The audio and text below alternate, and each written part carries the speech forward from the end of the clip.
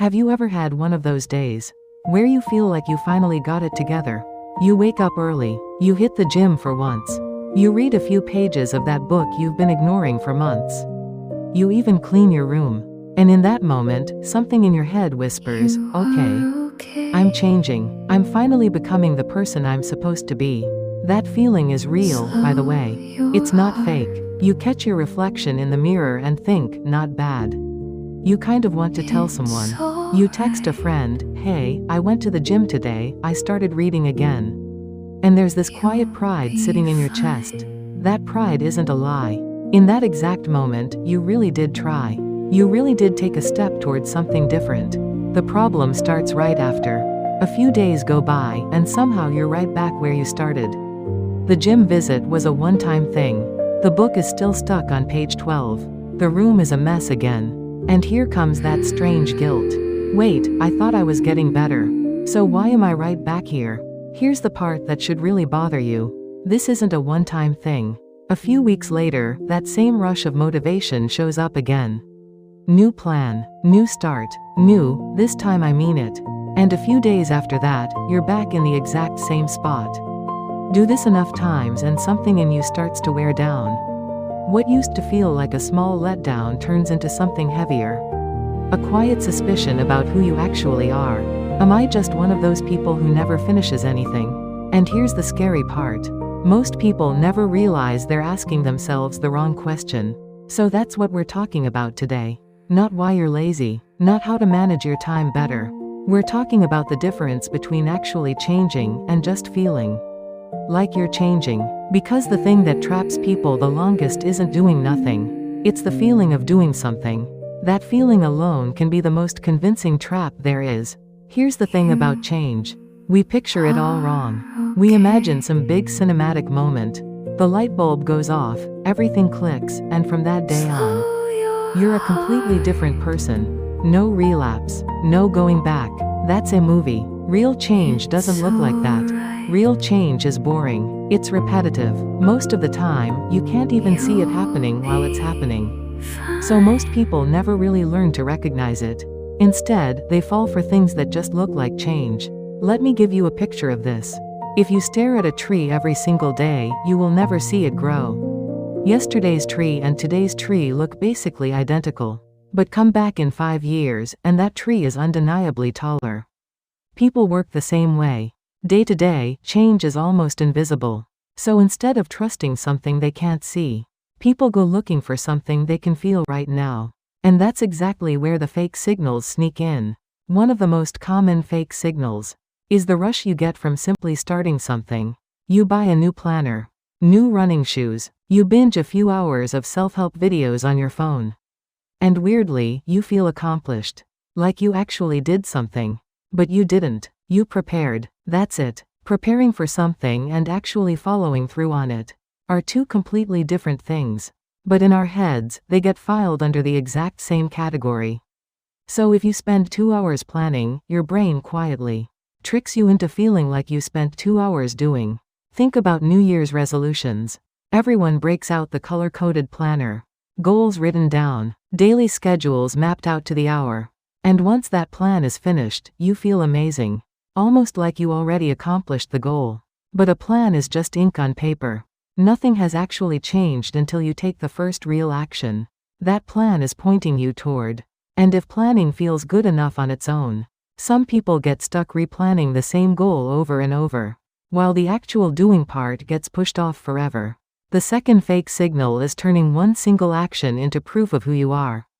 You go to the gym once, and in your head you say, okay, I'm a gym person now. You read for a few days, and you tell yourself, I'm a reader now. Here's the catch. This isn't an identity problem. It's a repetition problem. One action is just one action. For it to become an identity, it has to happen dozens, hundreds of times. But we want to skip that part. So we slap the heavy label of identity onto a single moment. Because once we believe we already are that person, we feel like we don't have to keep doing the boring work of becoming them. The third fake signal is sneakier. It's the fake sense of growth that comes from analyzing yourself. People consume an insane amount of content these days about understanding their own mind. Why'd I keep doing this? Why'd I always pick the same type of relationship? And once you understand it, it feels like a breakthrough. To be fair, understanding yourself matters. You can't change what you don't understand. But here's the trap. There's a wide river between understanding something and actually changing it. And a lot of people stand on the shore, staring at that river, feeling like they already crossed it. I understand my problem now, so I'm basically there. But understanding is the starting line. It's not the finish line. Someone who understands their patterns and stops there can end up living a life that looks almost identical to someone who never thought about it at all. Here's why all three of these fake signals are so dangerous. They hand you almost the exact same emotional payoff as real effort. That sense of pride, that relief, that tiny feeling of being ahead of where you were. And your brain isn't great at telling the difference between pride that came from actually earning something, and pride that just came from performing the motions of it. So naturally, people drift toward whichever one is cheaper. And fake signals are always cheaper. Repeat that enough times, and an entire life can end up filled with the appearance of effort. You're always doing something, you just never finish anything.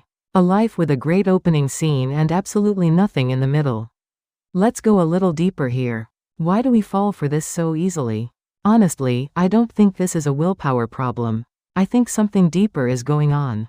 Humans are storytelling creatures, not just about the world, about ourselves. Ask someone who they are, and they'll usually grab a handful of past actions and stitch them into a story. The problem is, that story grows a lot faster than the facts can keep up with. We're wired to draw massive conclusions about ourselves from tiny amounts of evidence. One action, one insight, one emotional moment, and suddenly we've written an entire identity around it. It's a little like seeing a single handful of sand and convincing yourself there's a mountain standing right there. And once that story feels complete, the actual mountain stops feeling urgent. Because in your mind, the mountain already exists. There's a sadder reason underneath all of this too. Real change is painfully slow. Our minds crave fast results. But actually becoming a different person usually takes months, sometimes years, and spending that much time repeating something quietly, with zero proof it's working, is an incredibly lonely thing to sit through. So your mind, unable to tolerate that emptiness, keeps manufacturing little moments of comfort. I've done enough. This is probably good enough. This isn't some character flaw. It's actually a very human response. It's the mind trying to protect someone walking a long, lonely road by themselves. The problem is, when that comfort shows up too often, the comfort itself quietly becomes the actual goal. So how do you catch yourself doing this? Here's the simplest gut check. Ask yourself this: is this pride I'm feeling right now coming from something I did yesterday and will keep doing tomorrow? Or is it only here because today happened to be special? Real change doesn't live in your most exciting day. It lives in an ordinary Tuesday. The kind of Tuesday nobody's watching. No reward waiting. Not even you feeling like it meant anything. And you just did the thing anyway. That's the actual proof. I want to sit with this for a second, because I think there's something deeper underneath it. Being honest with your own life means accepting that most of it doesn't look impressive. The majority of a life isn't made of dramatic, highlight reel moments. It's made of living the same ordinary day over and over again. And what actually separates people isn't talent or luck. It's how they treat that repetition. Some people can't tolerate that boredom, so they keep chasing the high of starting over. Others just accept the boredom and take the same small step, day after day. In the beginning, that gap between the two looks tiny, almost nothing, but stretch that out over years, and those two people end up living completely different lives. Here's something else worth thinking about. One of the things that separates us from every other creature on this planet is that we don't just live, we narrate. We watch ourselves and build a story out of what we see. But that exact same gift is also what makes us so easy to fool. An animal doesn't lie to itself. If it's full, it stops eating. If it's tired, it sleeps. There's no gap between what it actually did and the story it tells about itself. Because there is no story. But we interpret ourselves constantly. And that opens up a gap between what we actually did and the story we want to believe about who we are. The fake signals we talked about today are basically the material people use to patch that gap.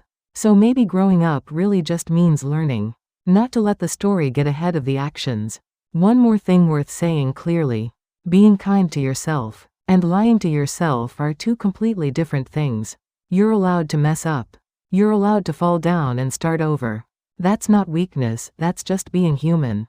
And everyone needs that kind of grace. But the moment that grace turns into an excuse, the moment you start feeling like you did something you never actually did, or finished something you only started, that grace stops protecting you. It starts trapping you. Real warmth toward yourself doesn't require lying. It just means giving yourself another shot, without pretending the first one went differently than it did. That line is hard to find. But the people who can find it are the ones who end up actually steering their own life. When you really sit with all of this, you start to realize that a life isn't shaped by one big dramatic decision. It's shaped by all the small, unwitnessed moments where someone chose to be honest with themselves. When someone's life looks impressive from far away, get up close, and most of the time, you'll find a pile of completely ordinary actions. Nothing magical. They just repeated those ordinary actions an absurd number of times and stayed honest with themselves while doing it. The dramatic moment of deciding to change gets forgotten fast. But the quiet, honest repetition is what ends up actually shaping the entire rest of your life. So if there's one thing I want you to take from this, it's this. Change isn't a single decision you make once. It's the quiet repetition nobody sees. So instead of getting drunk on the feeling of starting something today, ask yourself one simple question. Did I actually do today what I did yesterday? If you can ask yourself that one question honestly, you've already taken the first real step. The step that separates the fake signal from the real thing. If any part of this hit home, take a second and think back on the last time you felt proud of yourself. Was it real? Or did it just feel real? And if you know someone caught in this same loop, send them this video. I'll see you in the next one.